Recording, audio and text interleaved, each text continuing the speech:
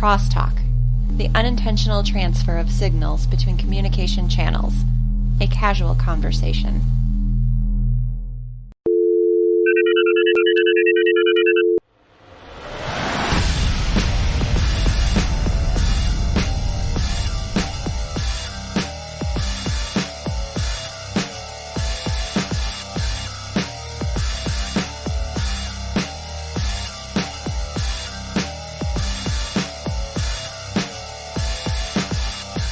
Hello world, this is Videogame Crosstalk, episode 041 of the monthly podcast of gamers talking tech, science, or whatever else comes to mind. I'm your host, Anthony DeRossi, and with me this episode is the staff of the costume shop, The Costumer, here in the capital region of New York. So I have a bit of a different style of episode this time around, and I'm talking to a few of the staff members at The Costumer, and it's basically just an opportunity to get a feel of what their event that they call the Cosplay Connections is all about. So about once a month or so, they have a bunch of cosplayers from in and around the area just kind of come to the costume shop for a little bit of networking, a little bit of working. And as you will hear, they have access to the entire store for materials and whatnot at a discount, actually. So let's begin.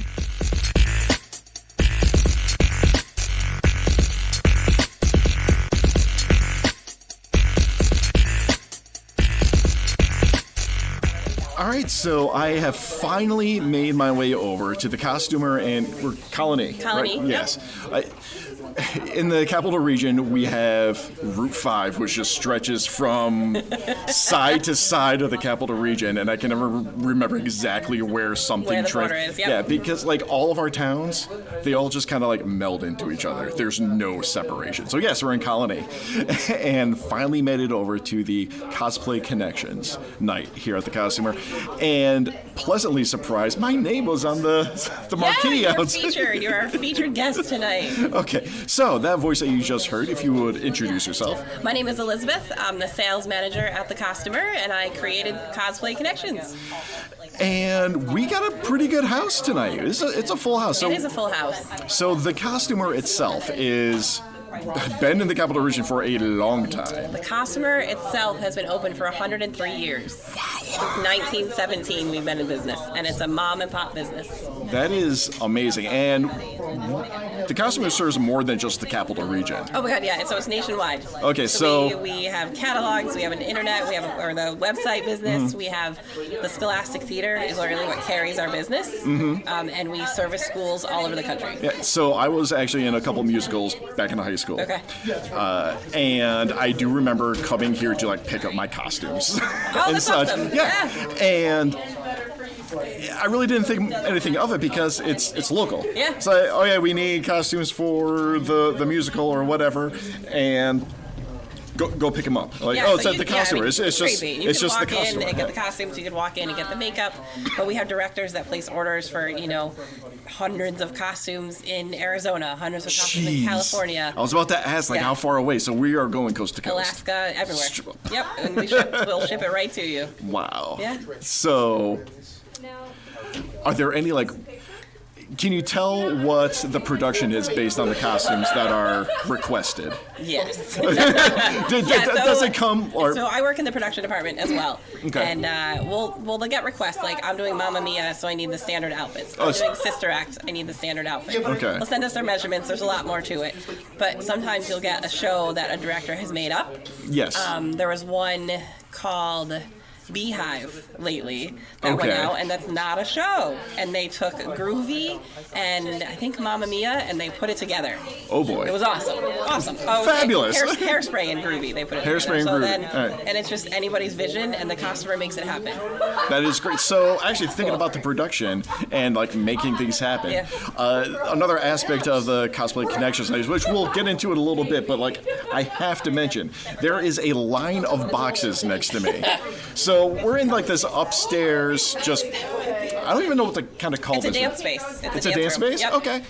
Well, and those are the giant mirrors next to me. Okay, so this little upstairs dance space. And in front of the mirrors, we have 1, 2, 3, 4, 5, 10-ish boxes filled with stuff. Material, zippers and thread and... Oh, those are zippers. Yep, spool and lace. Yeah, I'm holding just a randomly sized yellow zipper in my hand right now. You never know what you need. We have a giant box of zippers, spools of thread, random styles and shapes and shades of fabrics, and it's just here for the taking. Yeah, and we call it Cosplay Connections. Other people call it Maker's Night, so a maker space. So you can come in, you can take what you need, you can leave with a big box of stuff, you can do what you want on Cosplay Connections Night. So how long has Cosplay Connections been going? This is our second year. Trying it out, yeah. Okay. Yeah, but we usually do it once a month. We take a break in the summer. Okay. And it's usually like a winter and fall and early spring. Okay. And this came about, I mean, the gaming and the geek, dare I say, geek community. Well, I'm a part of the geek community. I'll say with pride. We are. Yes, we are. It has been thriving as of late. Yes, it is. And was this a request from customers? Customers, without a doubt. So this is definitely from the customers. Like, hey, we want to do this. The customers started getting into more DIY material. Okay. We started carrying Warbler. We started carrying EVA foam, Mod Podge, beads, all sorts of feathers, random stuff. And people just wanted to have a place to put it all together. And they're like, oh, well, I wish we could do this here. Can you show us how to do this? Do you know how to use this material? And it was born. And the customers started going to conventions. Yes. Too, and setting up tables. We have Michaela, who's our walking McCosplay. I was going to say Talk to her. At a couple of the cons. I was like, hey, waving to Michaela right now. Hi. So Michaela, we are happy enough that she works for the customer. Yes. So between the requests from the customers, Michaela having the knowledge of what to do and what people really want, it happened. And this is much more than just like, hey, we're going to do a sewing class, or we're going to do a beading class, or a whatever class. It's a free for all, and it is definitely not. Yep. This is basically a meetup of cosplayers of. We've got a full range of ages and talent levels. Definitely going on right now, and it's just, hey, we're gonna meet up. We're gonna trade tips. We're gonna rummage through whatever boxes gotta come from. Yeah, we're gonna network. I mean, people use all sorts of mediums too. We did Cosplay Connections last year. It was a wig night, and I think we had like 14 people that just brought wigs. Oh wow! And so they traded all different types of ways to style them, and I can put a Sharpie on a wig, or I can dye a wig. And it's so cool. Sometimes we have themes, and this one in particular, it's kind of. Havoc. Do what you want. You know what? That's fun to have to. I'm looking around the room, and I was joking with that young lady. She's working on a wig right now, and she's blow drying it. So we got some styling going on. And it was just humorous to me because I took a look at like the style of the hair. I'm like, that looks very anime. And I looked down, and she's got like an anime book in front of her. I'm like, oh, well, there it is. As you know, cosplayers are all self-taught, so it's amazing. Right. This is very true. So that's why the connection things are so important, because she's working on her anime wig, and then maybe somebody else is working on an anime top or an anime outfit. So it's all about what are you working on? What is that going to look like? Oh my God, I did that character, or oh yeah, I saw you at that con, and from what I've learned talking to various cosplayers at the cons and such, there's 101 different ways to do like the exact same thing. Definitely. There is, and the ingenuity that I've seen come out of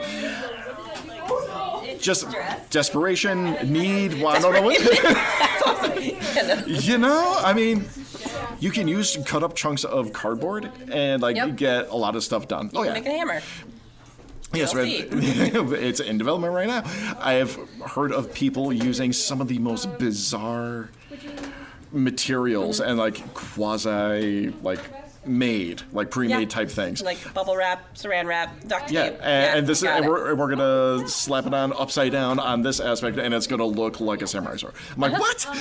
And it's awesome. And then you look closely, that's a pill bottle. Yeah. Right there. Yeah, it's awesome. It's awesome. And it works. We saw a guy one time, he was at the Troy Enchanted City. The Enchanted City, yeah. And it was like an old fire extinguisher, like an old-fashioned brass-looking one. Okay. Put it on his back. He strapped all these other wires and tubes to it, and it just looked like this amazing, almost like a this steampunky Ghostbuster Right. look. Yeah. It was awesome. So you can use anything. Oh yeah, and I have attempted to dip into cosplay a few times. Okay. I'm working on it, so I have like 2 that I'm kind of working simultaneously. I got Handsome Jack from the Borderlands series. Okay.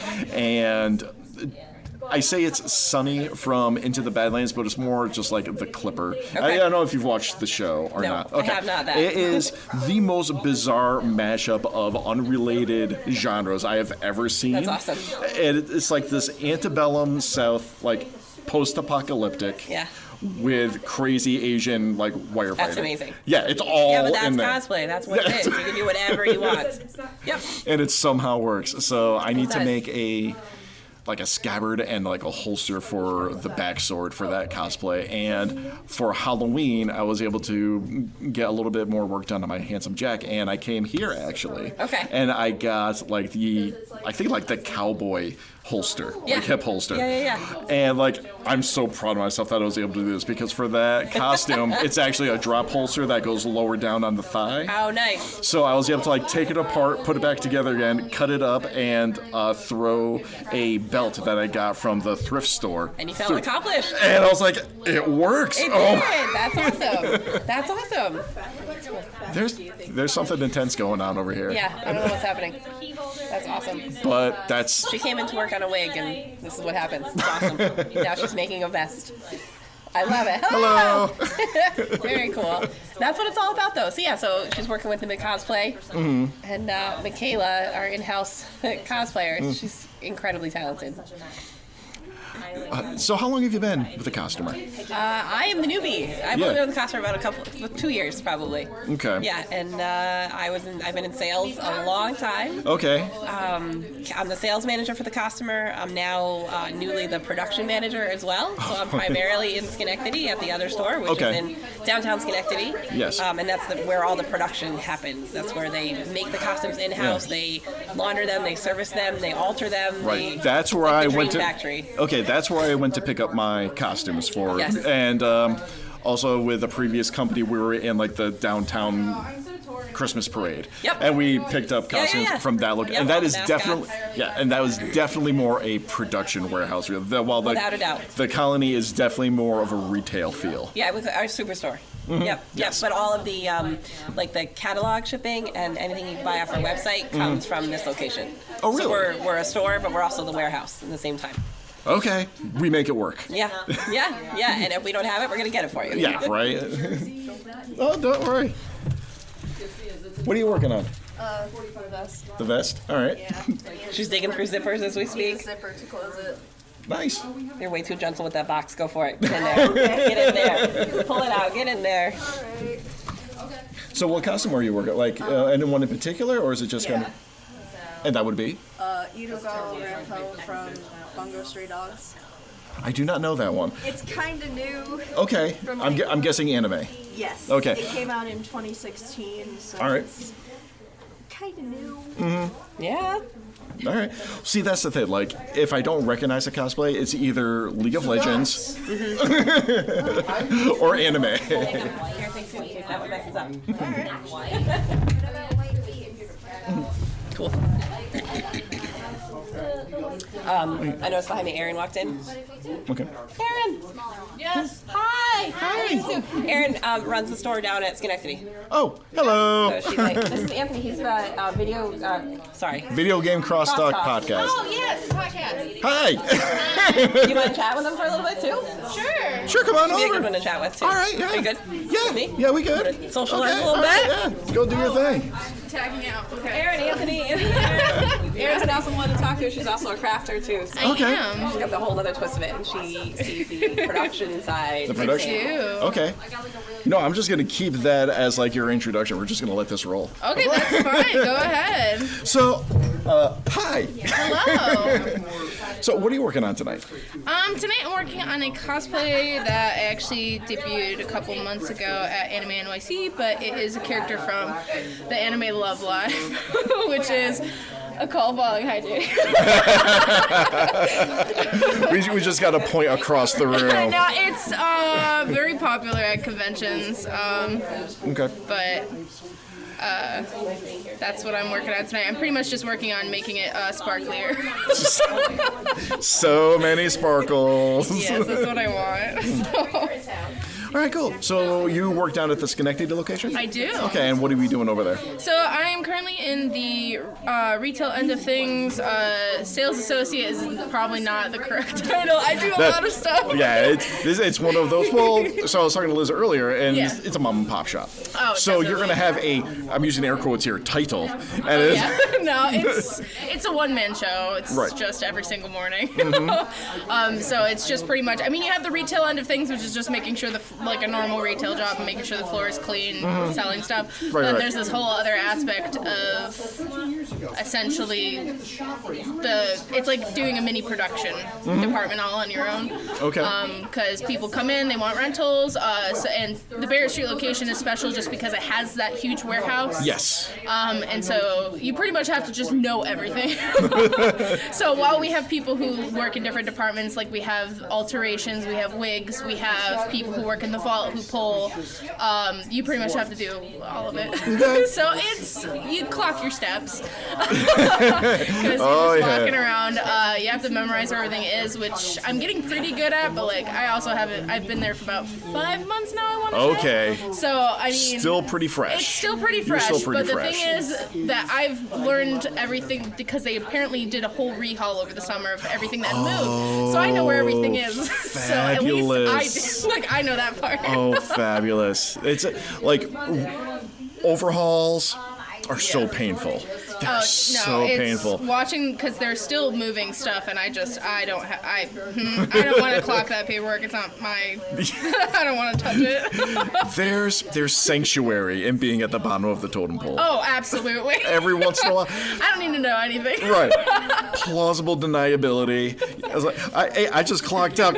Oh, sorry, we're done here. I'm sorry, I have to go home. Actually, I literally clocked out there and was like, I have to leave to get here because I wanted to come to this because I work till 6, so Okay. I'm always like jetting down here for this. So have you been coming to the majority of them? Of I these? actually haven't. The first one, because I mean, I knew about it actually before I started working here. Because I mean, I've nice. been a patron of here for a while. Okay. I've done a couple internships and stuff here. Oh, nice. But I didn't actually come to one of these until last month for the first Well, time. you know, this is my first. So They actually started. I mean, they started it back up in December, which is why I was so excited. Because since I had started working there like through Halloween and stuff, they hadn't really had them because the store was very busy.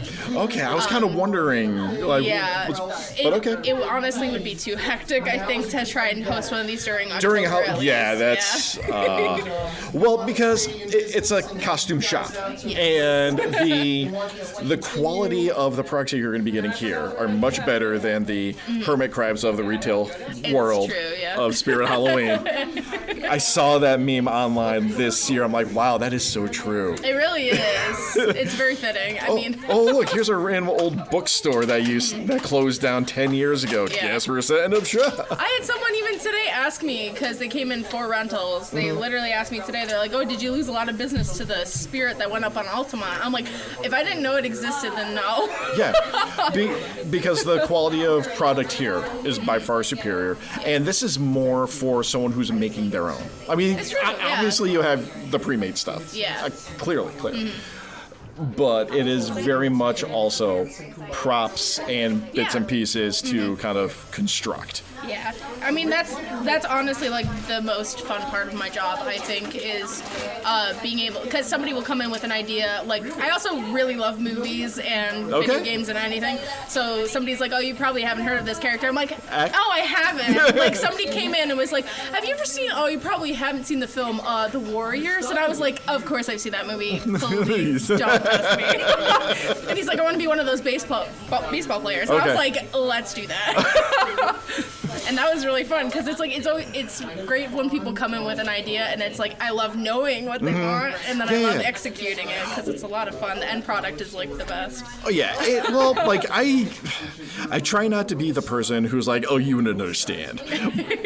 But like geek culture over the past 15 years is like now mainstream, which is still bizarre to me. Yeah. Still, I see people walking down the street or like through shopping centers and such, wearing certain like geek clothing and or whatever fandom stuff. Yeah. And I'm thinking like I would have had my head dunked in a toilet if I wore that. No, I mean, even when I was a kid, like, especially anime, like, I feel like anime didn't get cool until, like, maybe I got into college, and even then, like, everyone's like, you're on thin ice.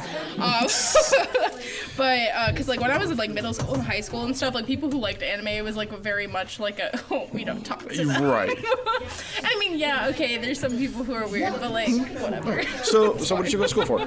I actually went to school for theater, and I also went to school for French. So. Okay, hey. But you enjoyed it? Did you? I can talk because I'm a professional talker. I asked because you mentioned a few internships. Yes. So what did you do on your internships? So I was actually sort of like their test guinea pig essentially for. Hey, you know what? That's got to be done too. I mean, it's true. The next summer. And you are the intern, so buck it up. It's true. Well, I mean, I did it on a volunteer basis essentially, just because they were like, we were looking for somebody to essentially test on, and I was like, well, I literally live 5 minutes away from the Barrett Street location, so I was like, sure. Sure, okay. So I pretty much spent my days just learning how, like, that was my first time ever learning an industrial sewing machine, which is really hard. Really? Because at that point, I was, like, very much a baby sewer, because I didn't really get into cosplay, honestly, until about halfway through my college career, because I was so focused on theater. Okay. And so, like, I was really, like, baby sewer, so I wasn't very good at it. So the industrial machine was so intimidating. Okay, so what are the differences between the residential and the industrial? It's loud, it vibrates a lot, even when you're not, like, actually pressing on the pedal, and it's very fast, obviously. And we got stuff to do. And then, of course, the one I work on is, like, the super old Singer, like, and it's original. It's kind of clunky, and it's so hard. Original to the store construction. The store was built around it type of thing. Yeah, like, it's actually 100 years old, probably. It just has a motor on it. But it's got a ripcord in the back. Yeah, I've tried some of the other machines that they have that isn't that Singer, and I'm like, oh wow, this is actually usable. And then I'll go back down to that Singer, and I'm like, oh wow, this is terrible. Technology's a beautiful thing. Oh, it sure is. Cool. So we're working on this one anime cosplay. There's so many animes. It's true. So I was talking to one of the other customers here, and I said, if I don't know what cosplay, it's either League of Legends or anime. It's one of the two. Yeah. Like, I don't know where you are, but you're bright and have spiky hair. So close enough. So have you done any others?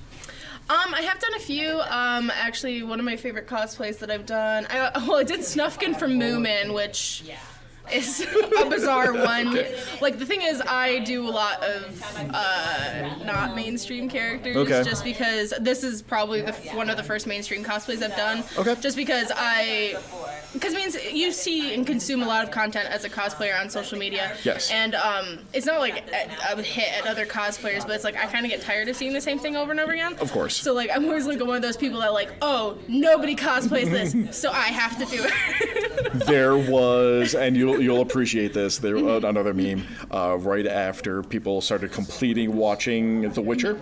Oh, yeah. And it was, pray for your Renaissance Fair workers. Oh, yeah, Pray. I saw it. Oh, my God. There's going to be I have friends who work at the Renaissance Fair, and I'm worried about them. Oh, so many idiots singing Toss a Coin. What did they say? Reusing their old Daenerys wigs. Oh, yeah, absolutely. Yeah, and you're picturing it right now, aren't you? Yeah, no, I've been to my fair share of run fairs. Okay. My costuming mentor actually works at Sterling. Oh, okay. So I learned everything from her, essentially, but she showed me, like, tons of pictures, and it looks, I mean, I've been there before, obviously. Okay. It's really cool. Yeah, I've only been to the local one at Indian Ladder Farms. That one's really cute, too. I went there for the first time, like, 2 years ago. Okay. It was very cute. Yeah, I enjoyed that one. It's basically something to do with the kiddos. Yeah. And, I mean, there are fantastic, beautiful costumes. Yeah. Absolutely beautiful. Yeah. My only complaint is that there's no shade anywhere. Yeah, it's usually the Ren Fair always takes place, like, on the hottest day of the year, and it's like you're in brocade and velvet, and you just have to be there. So I had such defined tan lines, and I was wearing, like, my the sandals that like strap around the heel as well. Oh, yeah, And I definitely. swear it looked like I was just regularly tanned, but I took like a bleach pen to my feet because the lines were that defined. Well, Tevas will especially Teva sandals, Yes. there's the distinct. It's a lines very on there. right. There's no fade at all. Absolutely It's just not. bam, right It's just there. farmer's tan, but for your feet. Yeah. Yeah, that lasted well into December. But okay, what other cosplays have I done? The other cosplay that I love very much, I am in the process of also glitterifying that one. I did Taco from the Adventure Zone, which is a podcast. Okay. By the McElroy brothers. And that's just been one of my favorite costumes to wear. It's very fancy. There's a cape, there's glitter. It's my favorite wig, obviously. But I haven't done too many cosplays because the two I did this past year were this one that I'm working on currently, and then Snufkin. Just because I'm very busy with a lot of other stuff. I also run an Etsy shop on the side. Oh, cool. So I never Give it a plug. sleep. Give it a plug. Oh yeah, my Etsy shop is The Witches and Twinery on Etsy. I do mostly crocheted stuff, but I'm trying to get into doing apparel. I also really like making wizard hats. Really? So, Okay. yes, I've made a lot of wizard hats. I mean, they're for me. They're for my cosplay. But I'm just like, wow, I should really sell these. But they're really fun. So, in the spirit of glitter and Yes. shiny stuff, there is one other cosplay that I have considered, Okay. and that is Alex Louise Armstrong, Full Metal Alchemist. Yes. Lots of glitter Yes, involved. absolutely. And I've even considered if I was to do that, because from an old costume like 10-something years ago, Yeah. I have one of those like fake puffy muscle shirts. Oh, absolutely. And I just want to like throw glitter Oh, on yeah. that, and then get like a strip down like the fairy wings, and just like hang Yes. stars. Yes, do that. And just or walk coat around. hangers. something Hangers, like that. Anything. That'd be so funny. Just I'd pay to see ridiculous. it. Just be ridiculous, because it's really just like blue khakis Oh yeah.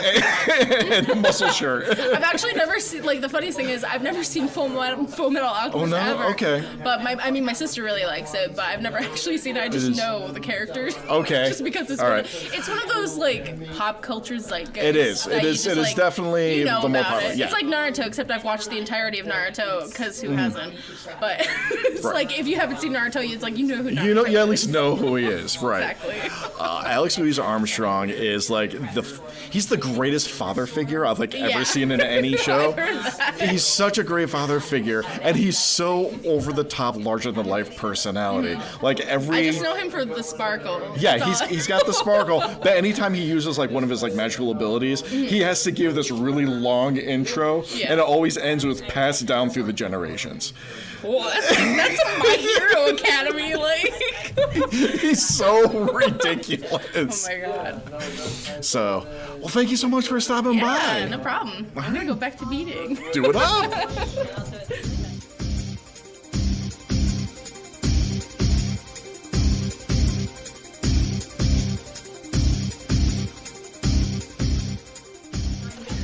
All right, and the party continues. And would you like to introduce yourself, sir? I am Scott Payne from The Costumer. And what do you do here at the Costumer? I am a clerk. And the local in-store magician, makeup artist, et cetera, et cetera, et cetera. Yep, I was enthusiast. Yeah, I was just talking to Erin actually, and she's like, I'm throwing up the air quotes. Sales associate. Yeah. Okay. Well, we'll go with that for like your official. Yeah. Okay. But basically, again, it's a mom and pop shop. It's locally owned and operated, all that fun stuff. So yeah, you're going to have an official title for tax purposes, but everyone's going to do everything. Yeah, pretty much. Costumer's been around since 1917. We are now in our fourth family ownership.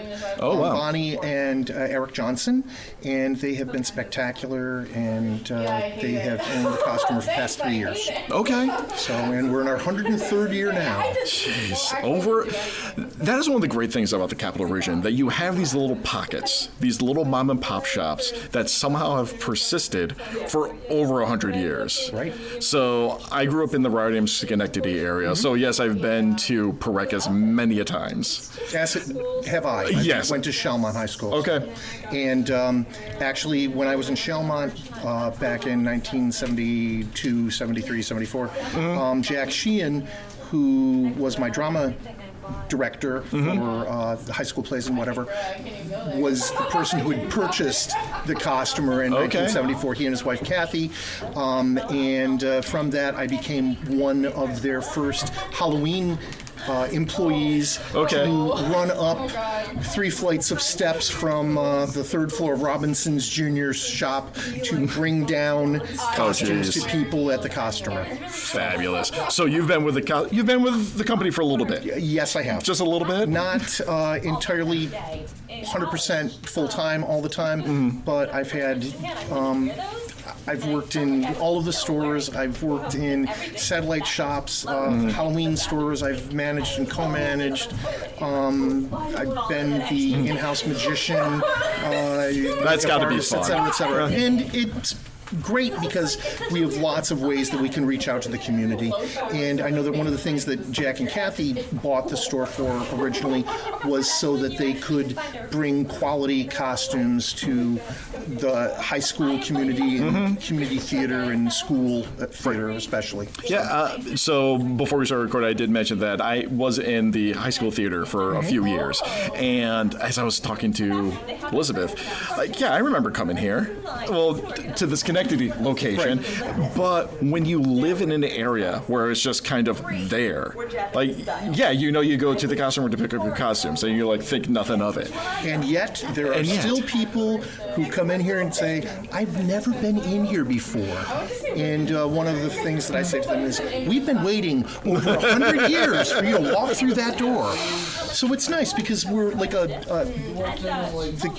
Capital District's best kept secret. Oh yeah, and it's fantastic. It's such a good experience coming in here. The costumes and the materials are of fantastic quality. Well, thank you. That's very kind. Yeah. I know that the people that I get to work with, my coworkers, are all awesome. We are more family than just people who have to work together. Everybody tends to have a little bit of an expertise in a certain area or whatever, but the whole thing that we want to do is help our customers achieve their goals and realize their dreams.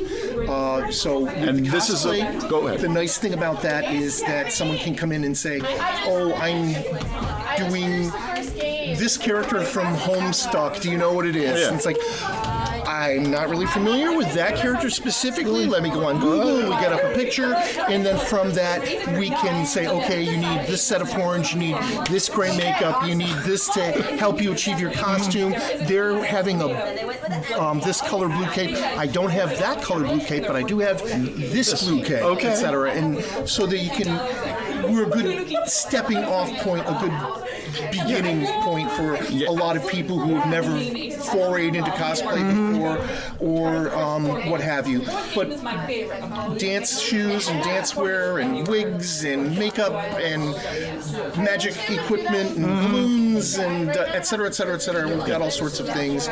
So probably something for everyone. And I know absolutely. that we like to reach out to the communities, the theatrical community, the dance community, whatever else, and actually partner with them so that they know that we're here and that we can have directors say, you need to go to the costumer and get XYZ for your costume for our production of, or dance companies are saying, you need to get your dance shoes here at the costumer, or the cosplayers who are just finding us, and then we are happy to help in however we can. Yeah, and it's been great. So I've seen the costumer at a few of the cons recently, the past couple of years, and it just makes sense. Like the first time I saw the costumer, I think one of the Gamer Cons a year or so ago, I look up and I'm like, yes, of course you guys are supposed to be here, because you just look around and there's just so many cosplayers, and yes, you're going to have your store-bought costumes because everyone loves to exude their fandoms. They want to celebrate what they enjoy. They want My 7-year-old wants to be Batman from Batman Forever, so yeah, we got that. Specifically Batman Forever, so you get that right. Okay. My 3-year-old son loves Spider-Man. Kid, you don't even know who Spider-Man is, but you know what? They make a bunch of kids' clothes and you enjoy it, and it's something that he'll fucking wear. So good. Spider-Man on it. So you'll have the store-bought stuff at the cons. And that's great and that's wonderful. But then if you want to hit that another level, or you just want to be a part of this greater community, a actual costume store really is the place to go. And the nice thing too is that we have listened to our customers and things that we are now carrying that we hadn't carried before. Oh, really? Colored contact lenses. Oh, so okay. For $30 and a prescription from your eye doctor. Okay. Hey, that makes sense. That makes sense. The nice thing about us is that you're getting something that has been deemed by New York State and by the FDA as a medical device. Okay. And you're getting something that is okayed and pure and passes all the things that it needs to do, as opposed to going down to the corner store and buying something that's been sitting in the sun for how long and is imported from who knows where. Right. That has red dye or well, something like that. Things in it that you don't know when you're going to stick in your eye. Right, that's the thing. It's not like a piece of clothing that's going on your skin. I mean, obviously you want to keep dangerous things away from your skin, but like now we're getting into wet tissue. Mm-hmm. That's a whole nother level of we need to maintain sanitation. But the nice thing too is that the makeup that we're carrying, the contact lenses, everything else, it's held to a high standard so that we know what we're carrying and what we're offering to the community. But the reason for me bringing up the contact lenses was that it was community people asking for us to carry them. Okay. Same thing with certain types of makeup, with the wigs that we're carrying now, rockstar wigs that can be used with heat and can be styled and restyled. Okay. Different. Let's see. I know what I'm trying to think of. Steampunk stuff, or the Gothtorian things that we're carrying are all in response to us listening to our customers who saying, we'd love it if you could start carrying this. Okay. So that's why we now have a whole maker's corner that has glues and adhesives and heat guns and Warbler and EVA foam and all sorts of other things, so that we have that for people, as opposed to, I've got to go to New York, or I've got to go to Boston, or I've got to order it online and then shipping charges, blah, blah, blah. And we're keeping our price points low so that we can have it to sell, but reasonable so that we can still stay in business. Okay, hey, business is business. I've said that so many times on this podcast when people complain about prices of certain things. I'm like, guys, you got to understand, this ain't charity work. And the nice thing, we do want to serve the community. We really do, but there are lights in this building. The nice thing about being here and being a brick and mortar store is that people can come in and see what we have, try on the costumes that we have, ask for our expertise, etc., as opposed to, I saw it here, but I'm ordering on Amazon, and oops, it's the wrong size. No, it's not the costume that I ordered. That is something interesting that you just brought up. Like, this is a brick and mortar store. Mm-hmm. Yes, obviously we have the online presence for the long distance sales. Indeed. But this is a brick and mortar store. This is a stationary, permanent. It is. Building business. We are a chain of 2 links. Our main store for rentals is down in Schenectady on Barrett Street, and we have over 150,000 costumes in our rental stock. So that'd be a lot. We can do from the dawn of time into the future, and pretty much any musical or play that has ever been written or is yet to be written. Things that come into play, Frozen has just been released, so we went and built costumes for Frozen for high school and middle schools that want to do that sort of thing. But our thumb is on the pulse of what's trending, and we want to be an outreach and a resource for the community and for everyone. You guys are doing a great job. And thank you, Anthony. Any fun stories from the past, I don't know, how many years you'd like to share? Anything that's allowed on the podcast that you'd like to share? Good grief. Yeah, because we partnered with, we had a satellite store in Syracuse, New York. Okay. And we were approached by a charity. Okay. And they were doing like a golfing station and a mini golf. Okay. And as they were doing the mini golf, they wanted to have like a Halloween theme for it. So what I helped them do was, with props and things that we had, create Halloween-themed mini golf. This is fantastic. And one of the things that we had at the time was a big, huge plastic scary skull mask, which became the 18th hole. So Okay. if you made a hole-in-one in the skull's eye, There you go. you received whatever little prize that they were giving. But it all went to help this one charity. And unfortunately, I do not recall what the charity was. If I went home, I could tell you. But you guys helped create Halloween mini golf. Yes. Fantastic. Other things too. I've worked with my mother for years when she was doing manager and I was her co-manager, going and setting up different stores and whatever else. And it's nice because we're a family, and the customer is a family, and we cater to families. Yes, very much so. We want people to understand that we are there for them and really want to help. A lot of school kids are coming in for 100th day of school, so they need to become little old men and little old ladies. So we've got Well, that that's sort of something new. thing. Okay. March 2nd is Dr. Seuss Day, so we have Dr. Seuss stuff, Cat in the Hat and Thing 1 and Thing 2 and Horton and what have you. Things for every single holiday that's imaginable.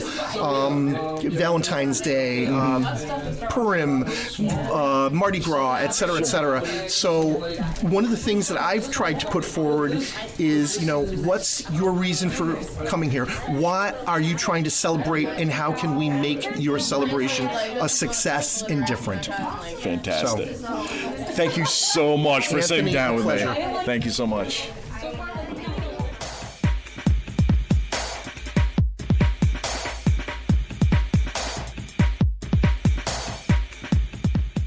So, wrapping up this evening, one more guest for us. Would you like to introduce yourself, sir?